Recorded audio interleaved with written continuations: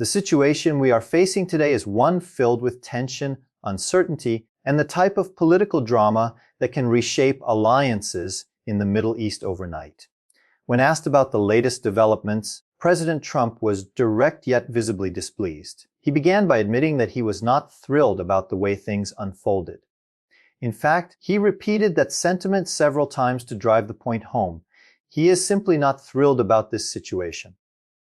His reasoning was clear. While he agrees wholeheartedly that the hostages must be brought back and that their return is a top priority, the way today's events went down left him very unhappy.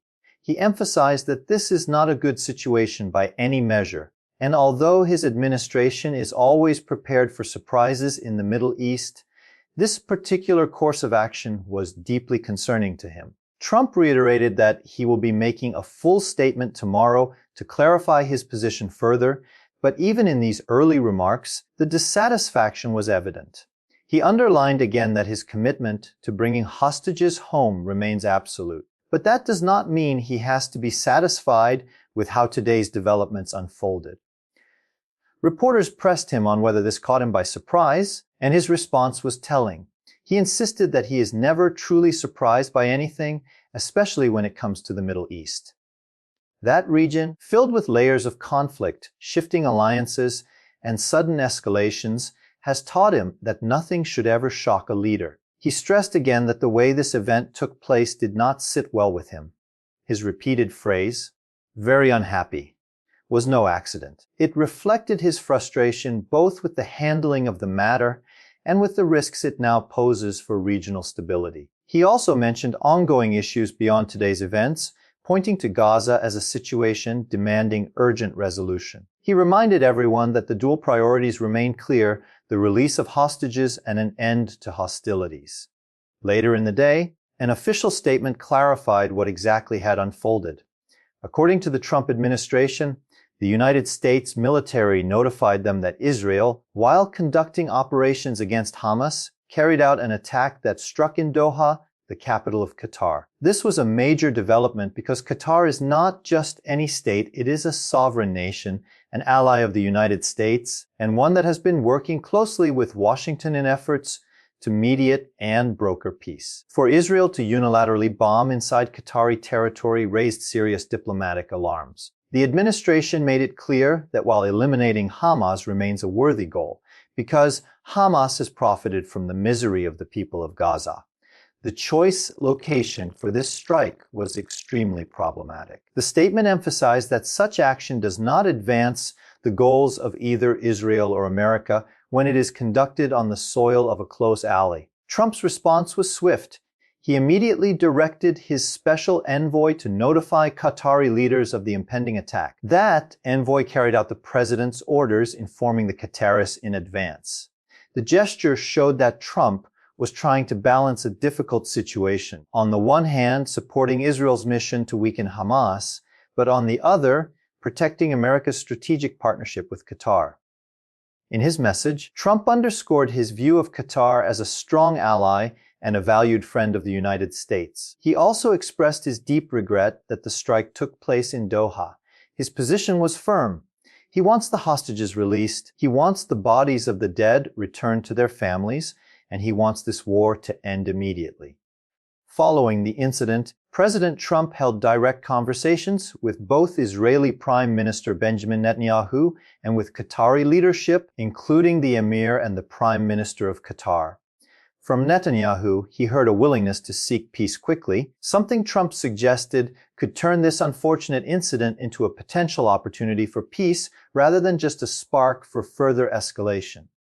From Qatar, he heard continued reassurances of friendship and cooperation, and in return, Trump promised them that such an incident would not happen again on their soil. His administration's message was clear: while America remains committed to Israel's security and the dismantling of Hamas, it cannot condone strikes that threaten the sovereignty of allied nations, particularly those playing an active role in peace negotiations. When reporters pressed further, they asked if this meant Trump was now upset with Netanyahu. The response from the administration was measured. They confirmed that the president's concerns had been made clear to Netanyahu directly. At the same time, they reminded everyone that Trump's overarching goal has always been peace in the Middle East. During his first term, he pursued historic agreements like the Abraham Accords, and his expectation is that all allies, Israel and Qatar alike, should be working toward peace, not actions that complicate it. Still, his disapproval of the strike's location was evident, and his private conversations with leaders underscored that point. Another question raised was whether there would be any consequences for Netanyahu moving forward. After all, this attack appeared to go against the president's preferences, and some wondered whether directives would be issued limiting Israel's military choices in the future. The administration sidestepped direct answers, but insisted that this is a matter only the president himself can decide. They also pushed the narrative that this incident might, paradoxically, serve as an opening for renewed peace talks. Trump himself expressed belief that even tragedies can be turned into opportunities if handled correctly. He remains adamant that the ultimate outcome must be peace, and he continues to actively engage all allies in the region to pursue that vision. Further questions touched on the frequency of communication between Trump and Netanyahu before the attack. Some reporters referenced Trump's earlier social media post declaring he had given his last warning to Hamas. Clarification was provided that post had nothing to do with this specific strike in Doha. It was instead a broader message about America's position on Hamas. Officials repeated that the United States was informed about the Israeli operation by its own military, not by Netanyahu in advance. The sequence was clear.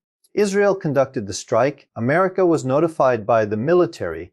Trump quickly responded by reaching out to both Israel and Qatar, and the diplomatic fallout has been unfolding since then. The administration emphasized that Trump's approach is not one of abandoning allies, but of keeping balance. He has no intention of weakening ties with Israel, but he also cannot afford to jeopardize America's friendship with Qatar. The importance of Qatar as a mediator, a host of U.S. military assets, and a partner in sensitive negotiations cannot be overstated. Trump's promise that such an incident will not happen again on Qatari soil was both a reassurance and a warning. It signaled to Israel that while Washington supports its fight against Hamas, there are boundaries to what the United States will endorse. Throughout his remarks and through his administration statements, Trump's tone has been consistent, firm, but layered with pragmatism. He is unhappy, yes, but he also sees openings where others may only see crisis. His strategy, as he frames it, is to turn setbacks into opportunities for peace. The repetition of "very unhappy" is telling. It sets the stage for a more forceful statement tomorrow, where he is likely to outline expectations and perhaps even conditions for future cooperation in the region. The message is that while America cannot control every move of its allies, it will not remain silent when actions threaten broader goals of stability and peace. This incident highlights the fragile nature of Middle East diplomacy.